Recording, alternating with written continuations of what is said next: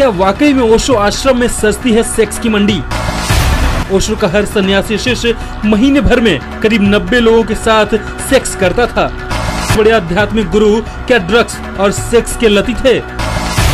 दुनिया भर की सरकारों को हिला देने वाला शख्स केवल सेक्स के बुत्ते ही करोड़ों दिलों पर राज करता था। ये कुछ सवाल है जिन्होंने तब जोर पकड़ा जब ओशो की सबसे करीबी शिष्या रही मां आनंदा शीला ने अपनी किताब don't kill him a memoir by Ma Anand के जरिए ऐसे सनसनीखेज खुलासे किए। 1981 से 1985 तक ओशो की सेक्रेटरी रही आनंद शीला ने अपनी किताब में लिखा है कि ओशो के आश्रम में आध्यात्म के नाम पर ढोंग होता था और आश्रम में सेक्स की मंडी सजती थी। शीला ने 1972 में 20 साल की उम्र में ओशो के आश्रम में प्रवेश किया था। वो लिखती है कि आश्रम के शिविरों में अधिकांश समय चर्चा का विषय भी सेक्स ही होता है। चर्चा में भगवान ओशो अपने भक्तों को बताते थे कि सेक्स की इच्छा को दबाना कई कष्टों का कारण है, इसलिए सेक्स की इच्छा को नहीं दबाना चाहिए।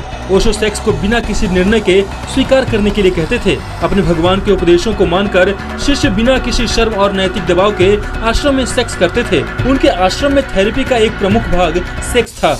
यहाँ कामुकता किसी भी निर्णय के बगैर स्वीकार्य थी। सेक्स के संबंध में माना जाता है कि इसका नैतिकता से संबंध नहीं।